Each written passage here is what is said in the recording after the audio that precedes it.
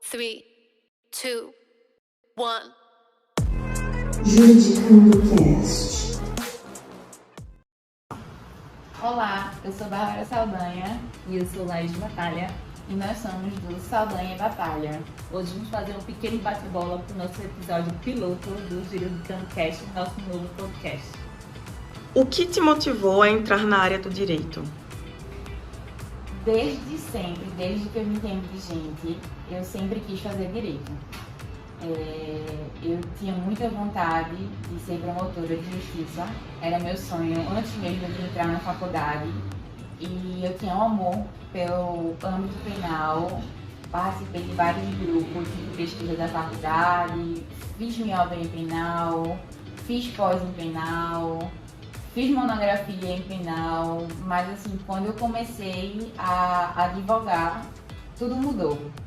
Eu brinco dizendo que a advocacia, ela me escolheu, porque não era nada que eu estava prevendo na minha vida, não era nada que estava planejado, e quando eu comecei a advogar, comecei a lidar com os clientes, comecei a ter essa comunicação, a ver as coisas fluindo em busca de justiça, eu realmente me encontrei.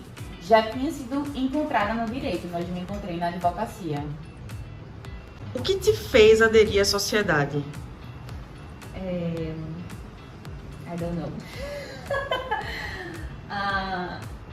Eu já tinha outras demandas com a doutora Bárbara e a gente já vinha trilhando um caminho de advocacia em conjunto, mesmo que só ali por debaixo dos panos.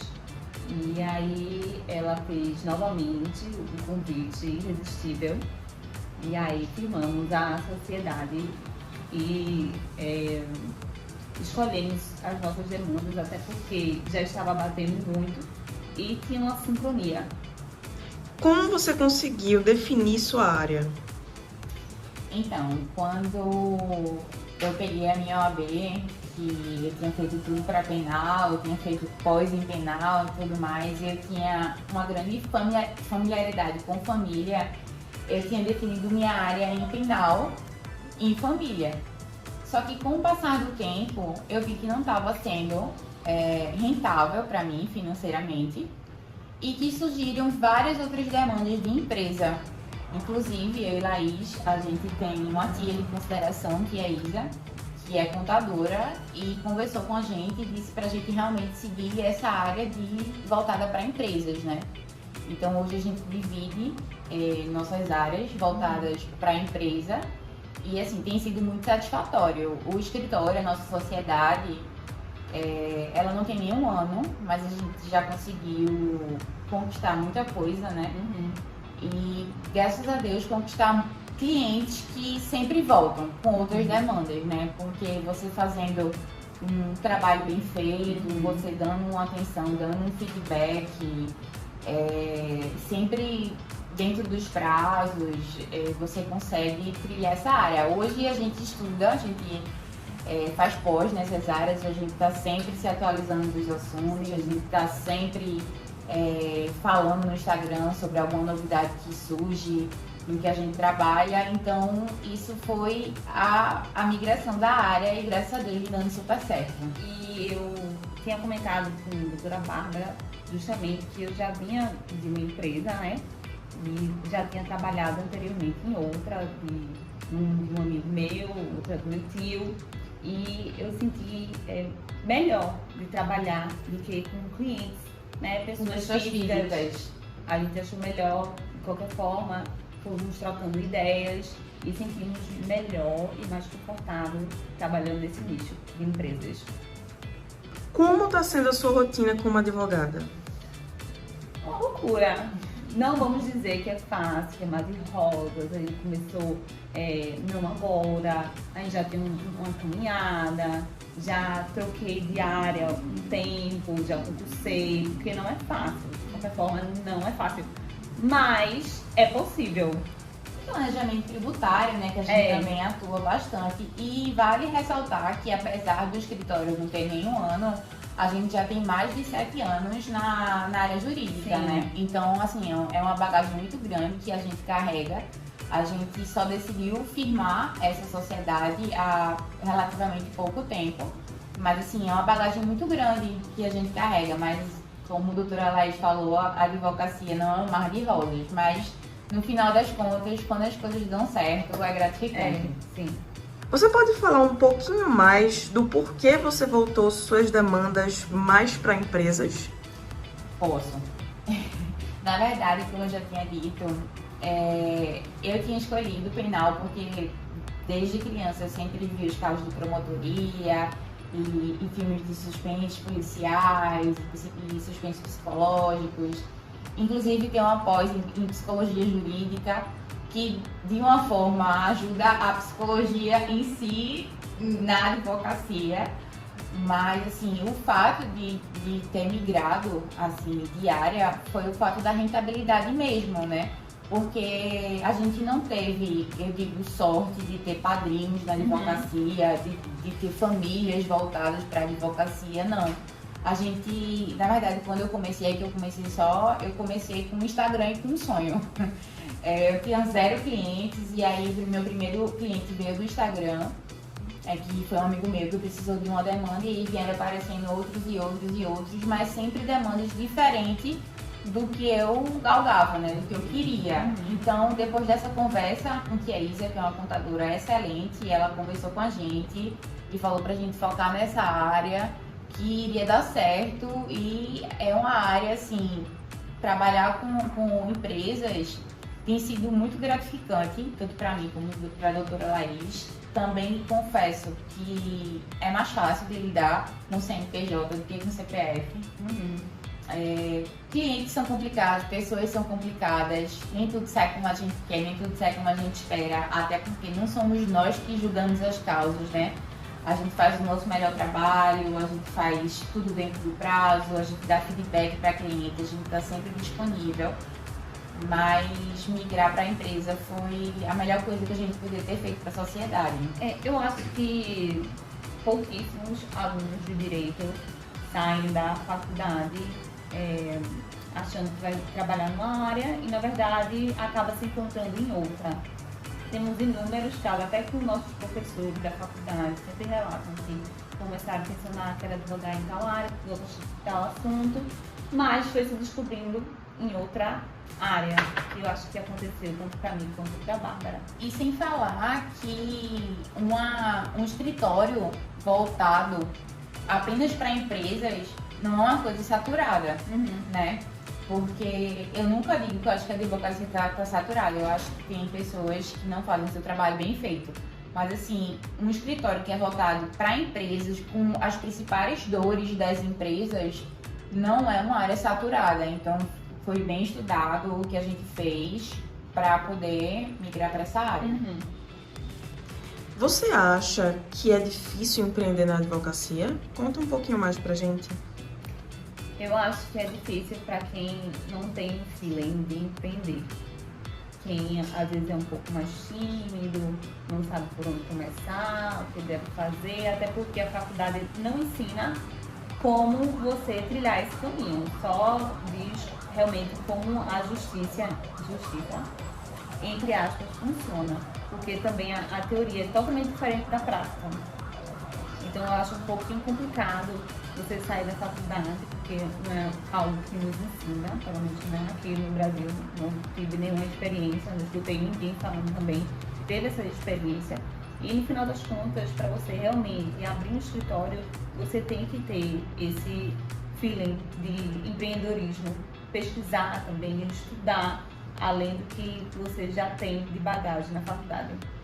E sem falar que quando você começa a empreender na advocacia, muitas vezes você está solo no escritório, você não consegue ter uma equipe, porque você está começando. Então você tem que estudar sobre marketing, sobre operacional, sobre prospecção, sobre remarketing, sobre gestão. Então, assim, é de fato estudar aquilo, porque a gente realmente, como a doutora Laís falou, a gente não é dado nenhuma cadeira. Eu acho que a gente paga cadeiras inúteis na faculdade, no começo do curso, mas, assim, a gente não paga cadeiras úteis como empreender na advocacia. Qual a parte do direito na prática é o mais difícil? Eu acredito que o tributário. O tributário, porque existe muitas regras minuciosas, existe muitas peculiaridades. Agora, com a reforma tributária, vai mudar praticamente tudo o direito tributário. Estava estudando a reforma tributária, vai mudar o nome de tributo, vai ser unificado o tributo, alguns vão ser isentos, outros vão aumentar. Então, eu acredito que a peculiaridade do direito tributário é a área mais complicada, mas também sei que tributário é uma das áreas mais rentáveis, justamente por isso. E eu acho que é difícil você saber onde aplicar e como chamar um cliente da área tributária, para ele ter confiança realmente, entre aspas, vamos dizer, se for uma empresa, entregar a sua empresa na sua mão para você dizer, ó, o caminho é esse daqui vai reduzir o seu imposto X, se você fizer dessa forma. Então ele tem que ter um tipo de confiança em você, é um nicho mais restrito, mas se você souber atuar, funciona. E assim, muitas pessoas, muitos empresários, eles costumam procurar o advogado quando já tem um problema. Eles não costumam chegar e vamos fazer um planejamento tributário, vamos tentar reduzir os impostos de 5 anos, eu estou pagando um imposto a mais do que eu devia, vamos resolver essa situação, vamos ver o lucro da empresa. Não, ele contrata o advogado quando ele está nas últimas, já está na dívida ativa lá, já no perrengue de ser tudo bloqueado, tudo penhorado. Então, eu acho que essa cultura ainda é muito complicado, por isso que acaba sendo uma área tão peculiar. É porque também acho que o brasileiro ele não está acostumado, ele não vê, entre aspas, rentabilidade, investir em um planejamento, porque ele não tem a noção, ele só confia no contador, no trabalho do contador e vai seguindo aquele caminho sem saber que é possível reduzir os custos da sua empresa. Então realmente é algo que a cultura brasileira não tem atualmente, de tentar se prevenir e, na verdade, só esperar remediar quando já está naquela situação. Quando a bomba estourar, vamos procurar um advogado. Arrumar aquele jeitinho brasileiro para consertar aquilo ali. Às vezes não funciona. Você acha que tem alguma área no direito que está mais saturada? É complicado falar dessa forma, mas eu acho que quando a gente sai da faculdade, os principais nichos são escolhidos pelos estudantes são civil e trabalhista. Não quer dizer que esteja errado, mas é complicado, como a gente já falou, empreender. Se você não sabe empreender, se você não tiver realmente o tato para poder empreender. Não é que seja saturado, talvez você não esteja trilhando o caminho que realmente é devido. Fazer como a gente faz um pouco no escritório, tá sempre acompanhando, dizendo ao cliente, fazendo relatório, explicando nossas demandas. Eu sei que às vezes pode demorar, o processo andar, mas sempre dá um feedback que o cliente gosta de atenção.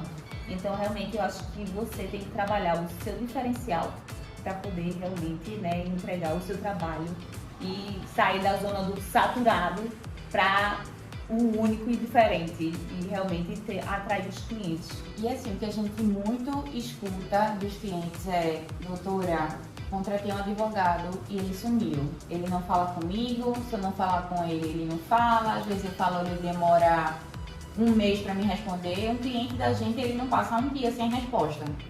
Então, eu particularmente acho que a advocacia não está saturada. Eu acho que as pessoas têm que aprender a fazer o diferencial. Porque se você faz igual que todo mundo faz, você sempre vai ter o mesmo resultado. E a gente procura fazer sempre esse diferencial na advocacia, de dar toda essa atenção, todo esse feedback. Muitas vezes o processo não corre como a gente quer, porque, como eu já falei anteriormente, não é a gente que julga, a vara superlotada, não tem servidores suficientes. E não depende de nós. Não depende de nós, no final das contas. Mas a gente sempre mostra para o cliente que a gente foi lá, que a gente despachou com o juiz ou com o assessor e que a gente está fazendo a nossa parte como advogada. A gente não pode pegar a mão e a caneta do juiz para chegar lá e dizer: faça isso aqui pra gente, por favor. No final das contas, a gente só impulsiona. Exatamente. Só dá aquele empurrãozinho, ó, no processo aqui, tá? vamos dar uma olhadinha. E a gente costuma deixar isso muito bem claro, porque algumas pessoas leigas acham que é a gente, doutora, a causa ganha. Eu nunca digo, a gente nunca diz que a causa ganha. Porque não é a gente que vai julgar a causa. A gente faz o nosso melhor. A gente faz uma petição de qualidade, a gente trata o processo com a qualidade impecável, a gente despacha quando necessário, a gente faz balcão virtual, a gente tá sempre aí. Mas a causa ganha, não sei, porque não é a gente que julga. Uma observação aqui, tá? A gente não deixa ninguém se responder no dia, mas nós temos finais de semana também, respondendo só em horário comercial, viu?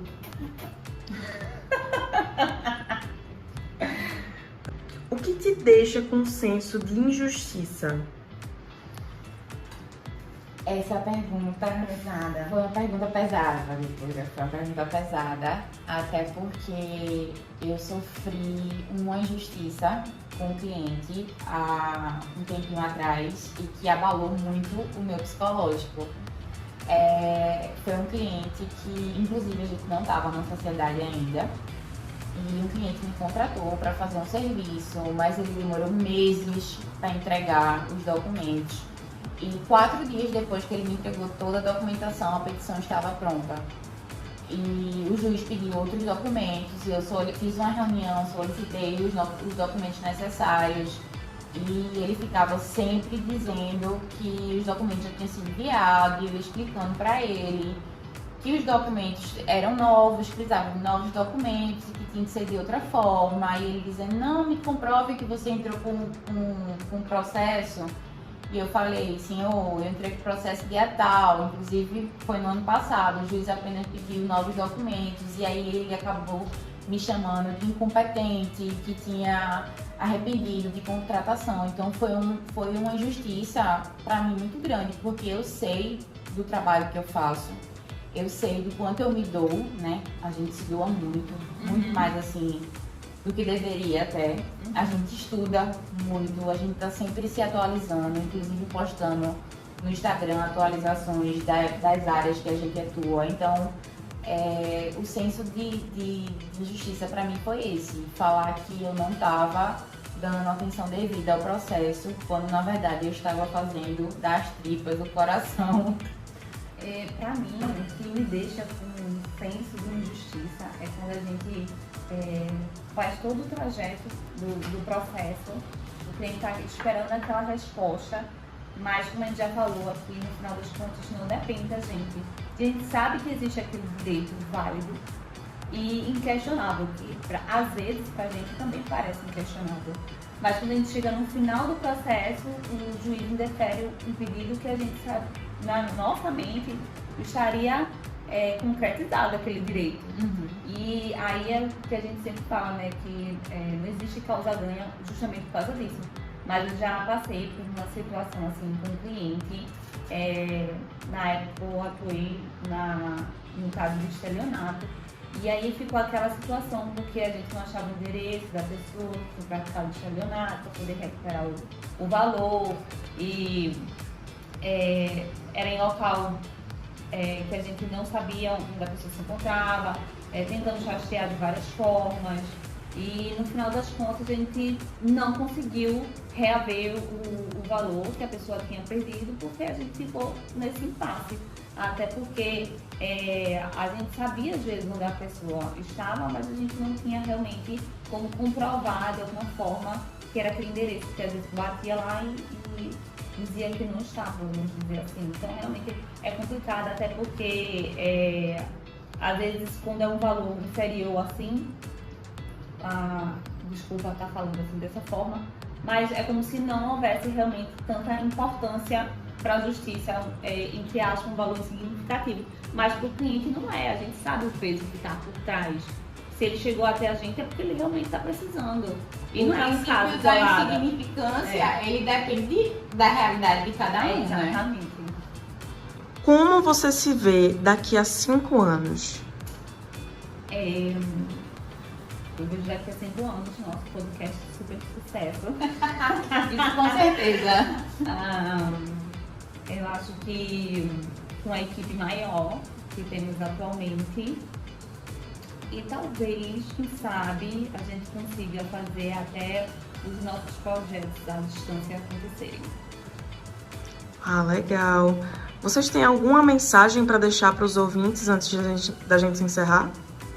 A gente pretende trazer temas que às vezes não são tão difundidos e que pode ser até um pouco polêmico e que a gente às vezes não tenha tanto sucesso assim em comprovar na justiça, mas que a gente quer usar como um canal de abertura para as pessoas falarem A das formas. gente vai polemizar bastante nesse Isso. podcast, mas a gente vai trazer verdades e muitas verdades que a justiça se cega Sim, em ver, né? exatamente. Ela paga de doida. É, Então a gente vai trazer muitos temas sobre isso, conversar com várias pessoas que de fato vivenciaram, né, essas dores e que infelizmente não deu em nada. Então a gente vai polemizar, aguardem os próximos episódios. Juridicando Cast.